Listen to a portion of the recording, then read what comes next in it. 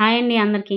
Welcome to my channel. So ఈరోజు అయితే మనం సముద్ర శాస్త్రం వరల్డ్ జియోగ్రఫీలోని వెరీ వెరీ ఇంపార్టెంట్ టాపిక్ అయిన సముద్ర శాస్త్రం అనే టాపిక్ని అయితే మనం చెప్పుకుంటున్నాం కదా మన ఛానల్లో. సో అందులోని లాస్ట్ సబ్ టాపిక్ అండి. ఈరోజు ఈ టాపిక్ చేసేస్తే మనకు సముద్ర శాస్త్రం అనే టాపిక్ అయితే ఫుల్గా కంప్లీట్ అయిపోయినట్టేనండి. సో చిన్న చిన్న వీడియోస్ రూపంలో మీకు ఫుల్గా ఆ టాపిక్ మొత్తం సముద్ర శాస్త్రం అనేది అయితే నేను చెప్పేశానండి ఈ రోజుతో. ఓకేనా? ఎవరైతే చూడలేదో ముందు వీడియోస్ అయితే ఖచ్చితంగా చూడండి, మీకు యూస్ఫుల్ అవుతుంది. సో లేట్ చేయకుండా అయితే ఈ వీడియో మొదలు పెట్టేద్దామండి. సో ప్రవాల బిత్తికలండి, very very very very important అనమాట ఇది. ఓకేనా? Coral reefs. ఓకేనా? ప్రవాల భిత్తికలు.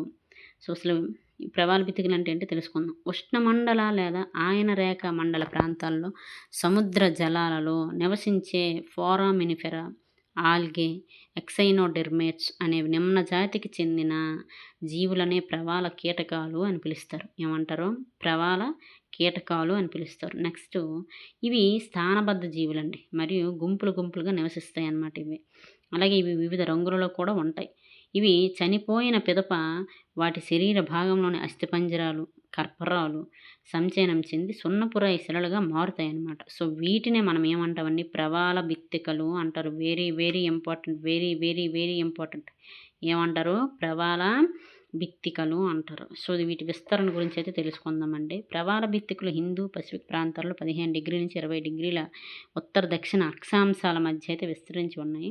సో మొత్తం ప్రవాల భిత్తికలు 30% ఇండోనేషియా, ఉత్తర ఆస్ట్రేలియా, ఫిలిప్పైన్స్, ఆసియా ఖండతీరంలో అయితే ఉన్నాయి. మిగతా 25% అయితే పసిఫిక్, 30% హిందూలోని, 14% కరేబియన్, ఉత్తర అట్లాంటిక్లో 1% దక్షిణ అట్లాంటిక్లో విస్తరించి అయితే ఉన్నాయన్నమాట. వీటి విస్తరణ అన్నమాట ఇలా ఉంది.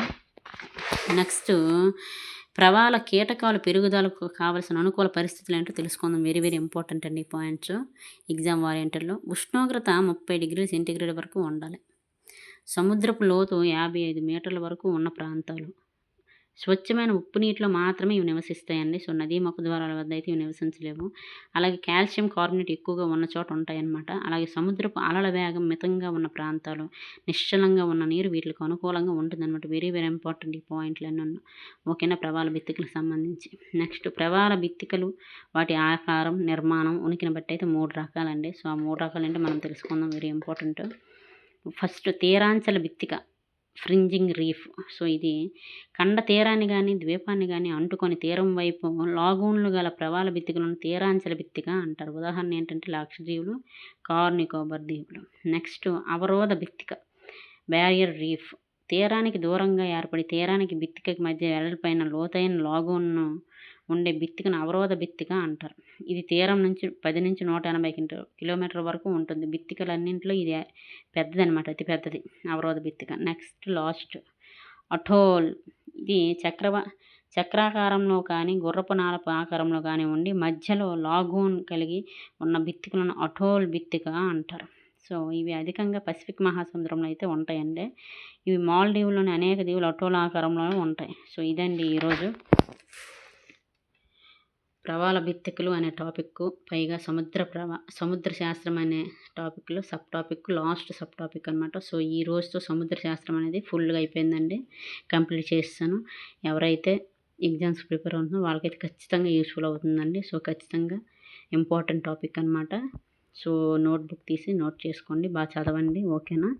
వీడియో కనుక యూస్ఫుల్ అనిపిస్తే ఖచ్చితంగా లైక్ చేయండి, షేర్ చేయండి, సబ్స్క్రైబ్ చేయండి, నన్ను సపోర్ట్ చేయండి. మీకు ఇటువంటి ఇంపార్టెంట్ వీడియోస్ని అయితే నేను మన ఛానల్ ద్వారా మరిన్ని అందించడానికి నేనైతే ప్రయత్నం చేస్తానండి నా వరకు. ఓకేనా అండి? సో సముద్ర శాస్త్రం అనే టాపిక్ అయితే వరల్డ్ జియోగ్రఫీలోని ఈ రోజుతో కంప్లీట్ అయిపోయింది. ఓకేనా? So thank you so much ఇంతవరకు వీడియో చూసినందుకు. ఓకేనా అండి?